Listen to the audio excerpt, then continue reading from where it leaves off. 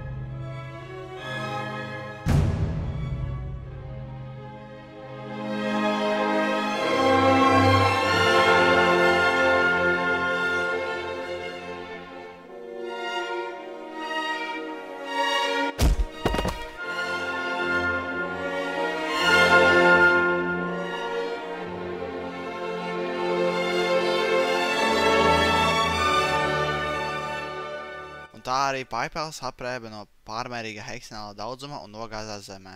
Bet kas vispār ir heksanāls?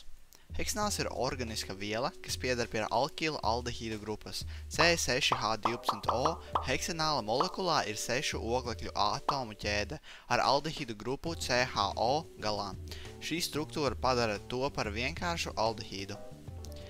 Heksanāls ir bezkrāsains šķidrums. Heksanāla īpašības ir viršanas temperatūra 131 grāds, šķīdība tas nešķīst ūdenī, bet labi šķīst organiskajos šķīdinātājos. Reakcijās oksidējoties tas pārvēršas heksanskābē, kas ir organiskā skābe.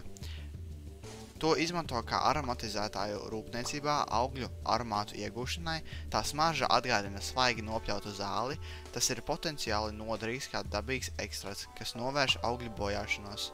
Tas sastopams dabā un zaļajos zirņos rada siena aromātu, kā arī tas ir sastopams cilvēka ādā.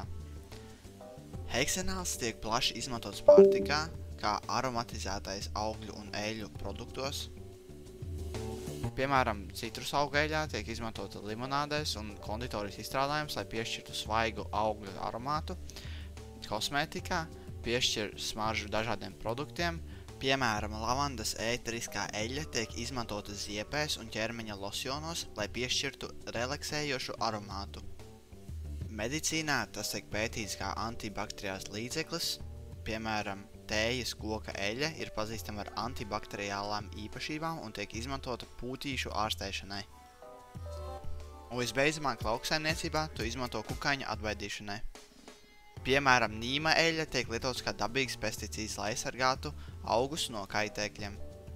Lai gan heksanāls tiek izmantots pārtikā un smaržavielās, tas var būt bīstams lielās devās. Toksicitāte ir tāda, ka tas var kairināt acis, ādu un elpceļus, ilgstoša iedarbība var būt ļoti kaitīga. Drošības pasākumi ir uzglabāt vēsā un sausā vietā, lietot cimdus un aizsargvilus, un nepieļaut nokļūšanu acīs vai ilgstoša ieelpošanu, savādāk apreipsi kā Paipailis. Un aptauja. Aptaujā mēs izmantojam Google veidlaps ar šādiem jautājumiem. Lai iegūtu atbildes, aizsūtījām veidlapu klasē, kā arī ielikām Instagram un Snapchat story. Un dabījām šādas atbildes. Kopumā no 27 atbildēm tikai 22,2% no cilvēkiem zināja, kas ir heksanāls, atstājot 77,8%, kas nezināja. Uz jautājumu, vai tu ikdienā sastopies ar heksanālu, 55,6% atbildēja jā, un no šiem 55,6% cilvēku, kas sastopas ar heksanālu ikdienā, 6 atbildēja, ka sastopas to pārtikā, 4 atbildēja to, ka viņi sastopas kosmētikā, 1 atbildēja, ka medicīnā, un 1, kad sastopas to kā ar projektodu līdzekli. Uz jautājumu, vai heksanāls sabiedrībai noderīgs un vai ir labākas opcijas nekā heksanāls, 4 cilvēki atbildēja, ka dažreiz pārtikā, piemēram, zirņi. 13 cilvēki teica, ka jā, ir noderīgs, un 3 teica nē. Un 5 uz šo jautājumu atbildēja nezinu.